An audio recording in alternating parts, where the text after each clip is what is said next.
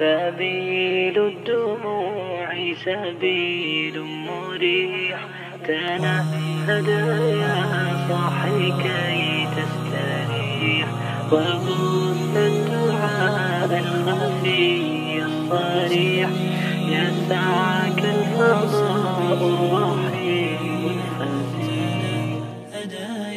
سبيل الدموع سبيل مريح تنهد يا صاحي كي تستريح.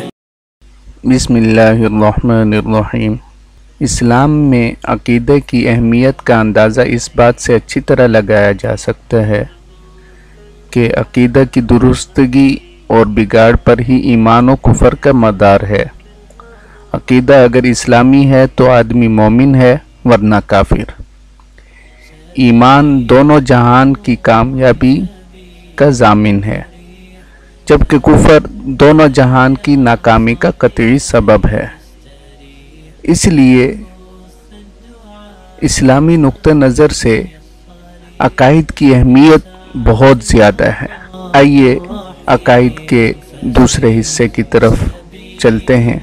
ایک مسلمان کو اللہ تعالیٰ سے متعلق، دنیا اور آخرت سے متعلق اور آپ صلی اللہ علیہ وسلم کی لائی ہوئی تعلیمات سے متعلق کیا عقائد رکھنے چاہیے. اللہ تعالیٰ ایک ہے، وہ کسی کا محتاج نہیں، نہ اس نے کسی کو جنا نہ وہ کسی سے جنا گیا، نہ کوئی اس کی بیوی ہے اور کوئی اس کے مقابل نہیں. وہ زندہ ہے، ہر چیز پر اس کو قدرت ہے، کوئی چیز اس کے علم سے باہر نہیں. وہ سب کچھ دیکھتا ہے، سنتا ہے، کلام فرماتا ہے. اس کے کلام ہم لوگوں کے کلام کی طرح نہیں، جو چاہے کرتا ہے، کوئی اس کو روک ٹوک کرنے والا نہیں. وہی پوجنے اور عبادت کے قابل ہے، اس جیسا کوئی نہیں. اللہ تعالیٰ اپنے بندوں پر مہربان ہے، بادشاہ ہے، سب عیوب سے پاک ہے. وہی اپنے بندوں کو سب آفتوں سے بچاتا ہے. وہی عزت والا ہے، وہی بڑائی والا ہے، ساری چیزوں کا پیدا کرنے والا ہے، اس کا کوئی پیدا کرنے والا نہیں. گناہوں کا بخشنے والا ہے. خدا تعالیٰ گناہ کرنے والوں کی توبہ قبول کرتا ہے، جو سزا کے قابل ہیں ان کو سزا دیتا ہے. اللہ تعالیٰ بہت دینے والا ہے، روزی پہنچانے والا ہے. جس کی روزی چاہے تنگ کر دے، جس کی چاہے زیادہ کر دے، جس کو چاہے پست کر دے، جس کو چاہے عزت دے دے اور جس کو چاہے ذلت دے. اللہ تعالیٰ انصاف والا ہے، بڑے تحمل اور برداشت والا ہے، خدمت اور عبادت کی قدردانی کرنے والا ہے. اللہ تعالیٰ دعا کو قبول کرنے والا ہے، سننے والا ہے. اللہ تعالیٰ سب پر حاکم ہے، اس پر کوئی حاکم نہیں. جہان میں جو کچھ ہوتا ہے اسی کے حکم سے ہوتا ہے، بغیر اس کے حکم کے پتہ بھی نہیں ہل سکتا. وہ تمام عالم کی حفاظت سے تھکتا نہیں. وہی سب چیزوں کو تھامے ہوئے ہے، اس کا کوئی کام حکمت سے خالی نہیں. وہ سب کا کام بنانے والا ہے، اسی نے سب کو پیدا کیا ہے. وہی قیامت میں پھر پیدا کرے گا. وہی زندہ کرتا ہے، وہی مارتا ہے. اس کی نشانیوں اور صفتوں کو سب جانتے ہیں. اس کی ذات کی باریکی کو کوئی نہیں جان سکتا. وہی ہدایت کرتا ہے. اسی طرح تمام اچھی اور کمال کی صفتیں اس کو حاصل ہیں اور بری اور نقصان کی کوئی صفت اس میں نہیں ہے. نہ اس میں کوئی عیب ہے. وہ عالم الغیب ہے. مخلوق کی صفتوں سے وہ پاک ہے. اور قرآن و حدیث میں بعض جگہ جو ایسی باتوں کی خبر دی گئی ہے تو ان کے معنی اللہ کے حوالے کریں. وہی اس کی حقیقت کو جانتا ہے. ہم بے خود و کرید کیے اسی طرح ایمان لاتے ہیں اور یقین کرتے ہیں جو کچھ اس کا مطلب ہے وہ ٹھیک اور برحق ہے اور یہی بہتر بات ہے۔ کوئی چیز خدا کے ذمے ضروری نہیں، جو کچھ مہربانی کرے اس کا فضل ہے۔ اس کی سب صفتیں ہمیشہ سے ہیں اور ہمیشہ رہیں گی، اور اس کی کوئی صفت کبھی ختم نہیں ہو سکتی۔ عالم میں جو کچھ برا بھلا ہوتا ہے سب کو اللہ تعالیٰ ان کے ہونے سے پہلے ہمیشہ سے جانتا ہے اور اپنے جاننے کے موافق اس کو پیدا کرتا ہے۔ تقدیر اسی کا نام ہے،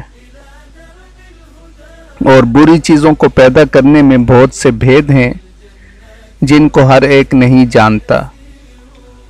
بندوں کو اللہ تعالیٰ نے سمجھ اور ارادہ دیا ہے جس سے وہ گناہ اور ثواب کے کام اپنے اختیار سے کرتے ہیں، مگر بندوں کو کسی کام کے پیدا کرنے کی قدرت نہیں ہے۔ گناہ کے کام سے اللہ تعالیٰ ناراض اور ثواب کے کام سے خوش ہوتے ہیں۔ بہت سے پیغمبر اللہ تعالیٰ کے بھیجے ہوئے بندوں کو سیدھی راہ بتلانے آئے، وہ سب گناہوں سے پاک ہیں۔ گنتی ان کی پوری طرح اللہ ہی کو معلوم ہے۔ ان کی سچائی بتلانے کو اللہ تعالیٰ نے ان کے ہاتھوں ایسی نئی نئی مشکل باتیں ظاہر کی جو اور لوگ نہیں کر سکتے۔ ایسی باتوں کو معجزہ کہتے ہیں۔ اللہ اور رسول صلی اللہ علیہ وسلم نے دین کی سب باتیں قرآن اور حدیث میں بتلا دیں۔ اب کوئی نئی بات دین میں نکالنا درست نہیں۔ ایسی نئی بات کو بدعت کہتے ہیں۔ بدعت بہت بڑا گناہ ہے۔ ایمان جب درست ہوتا ہے تو اللہ اور رسول کو سب باتوں کو سچا سمجھے اور ان کی سب باتوں کو مان لے۔ اللہ اور رسول صلی اللہ علیہ وسلم کی کسی بات میں شک کرنا، اس کا جھٹلانا، اس میں عیب لگانا یا اس کے ساتھ مذاق اڑانا، ان سب باتوں سے ایمان جاتا رہتا ہے۔ گناہ کے حلال سمجھنے سے ایمان جاتا رہتا ہے۔ گناہ چاہے کتنا بڑا ہو، جب تک اس کو برا سمجھتا رہے ایمان نہیں جاتا، البتہ کمزور ہو جاتا ہے۔ اللہ تعالیٰ سے نڈر ہو جانا یا نا امید ہو جانا کفر ہے۔ کسی سے غیب کی باتیں پوچھنا اور اس کا یقین کر لینا کفر ہے۔ غیب کا حال سوائے اللہ تعالیٰ کے کوئی نہیں جانتا، البتہ نبیوں کو وحی سے اور ولیوں کو کشف اور الہام سے اور عام لوگوں کو نشانیوں سے بعض باتیں معلوم بھی ہوتی ہیں۔ ہمارے پیغمبر صلی اللہ علیہ وسلم کو اللہ تعالیٰ نے جاگتے میں جسم کے ساتھ مکہ مکرمہ سے بیت المقدس اور وہاں سے ساتوں آسمان پر اور وہاں سے جہاں تک اللہ تعالیٰ کو منظور ہوا پہنچایا، پھر مکہ مکرمہ میں پہنچایا۔ اسے معراج کہتے ہیں۔ جو شخص شریعت کے خلاف ہو وہ خدا کا دوست نہیں ہو سکتا۔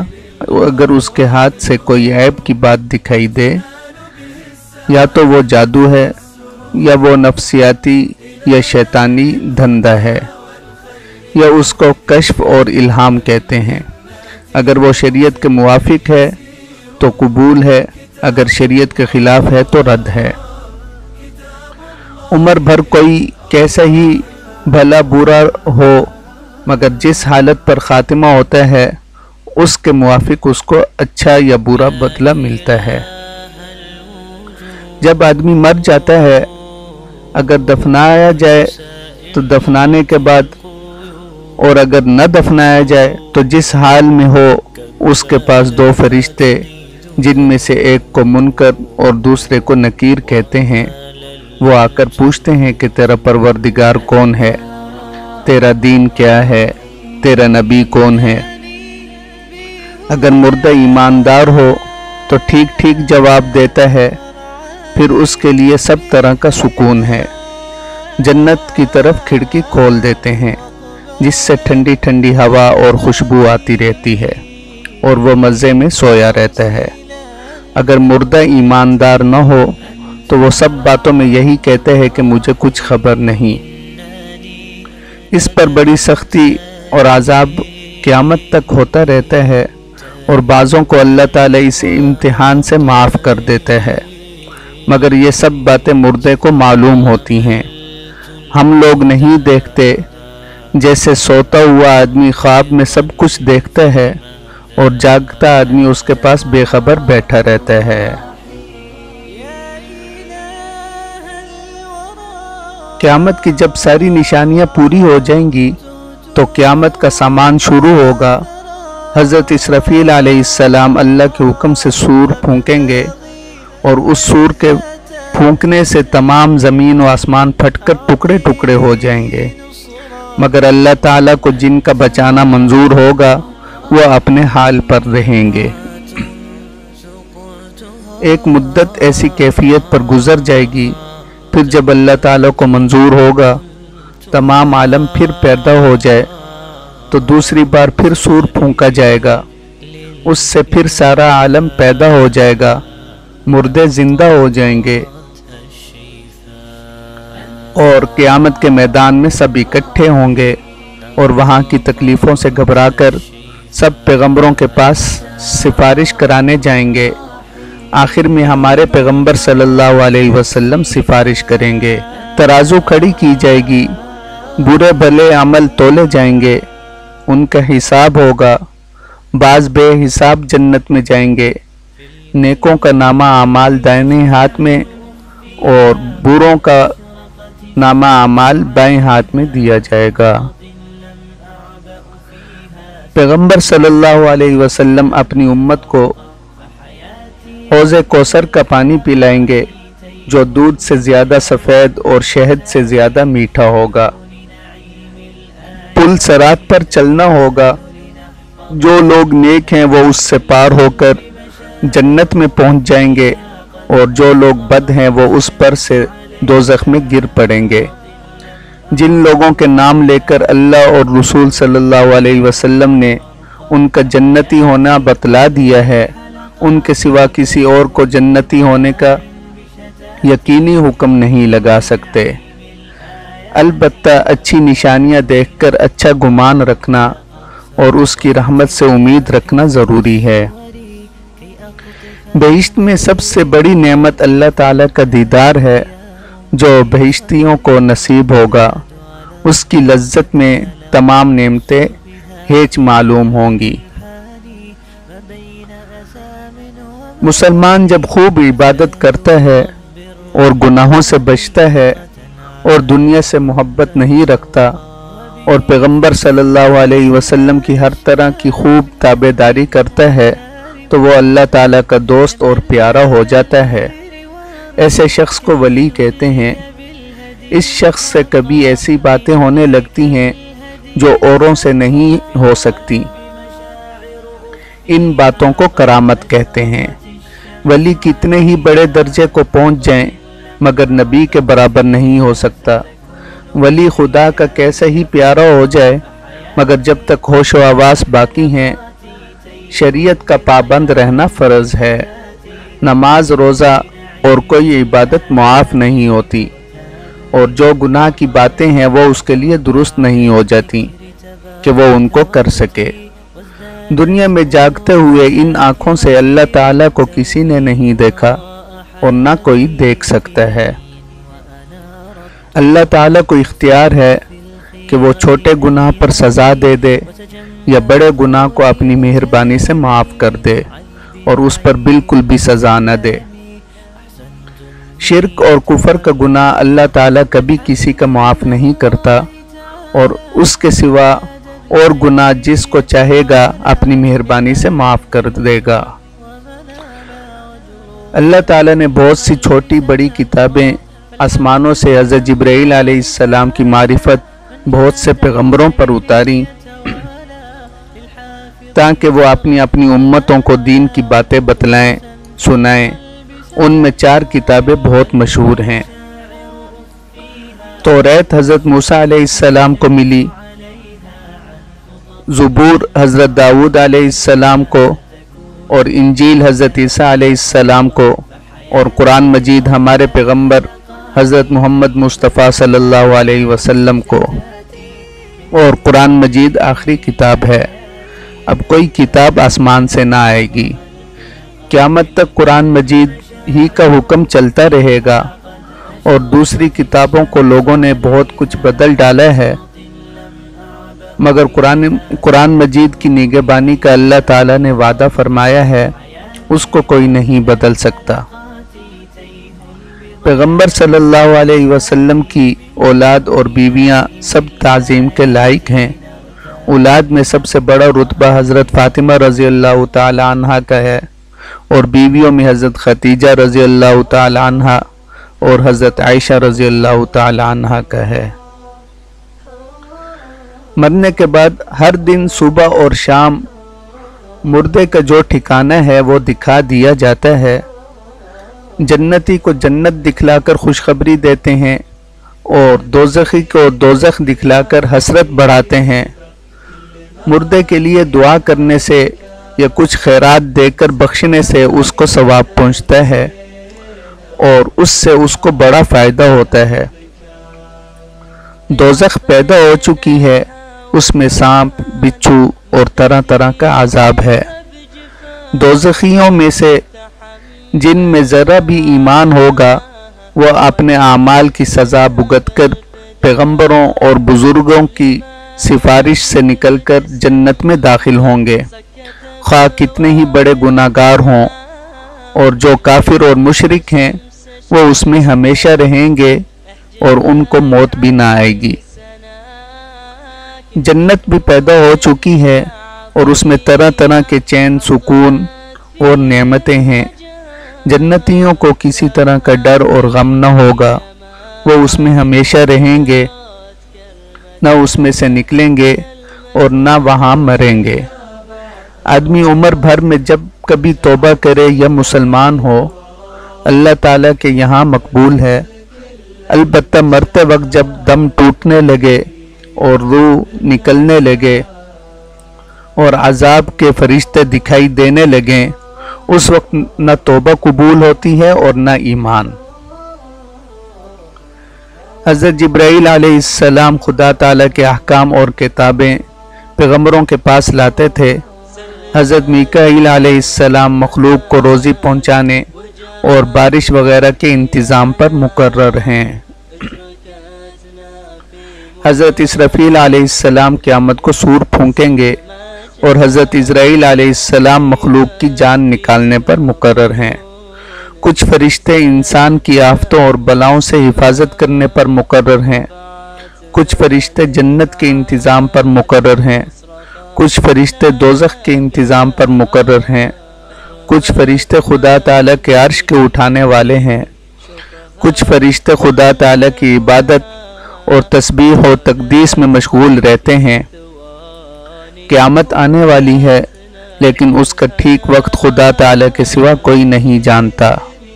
اتنا معلوم ہے کہ جمعے کا دن اور محرم کی 10ویں تاریخ ہوگی، اور ہمارے پیغمبر حضرت محمد مصطفیٰ صلی اللہ علیہ وسلم نے قیامت کی کچھ نشانیاں بتلا دی ہیں۔ ان نشانیوں کو دیکھ کر قیامت کا قریب آ جانا معلوم ہو سکتا ہے۔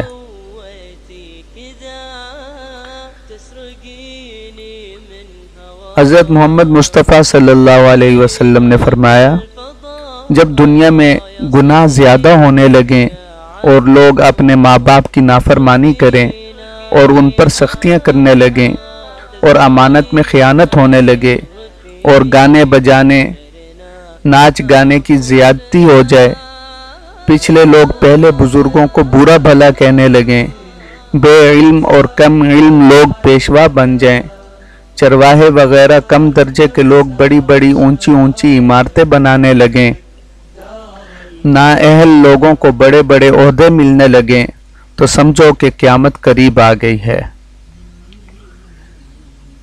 میرے دوستو، یہ عقائد کا دوسرا حصہ تھا۔ انشاءاللہ بقیہ عقائد وہ تیسرے حصہ۔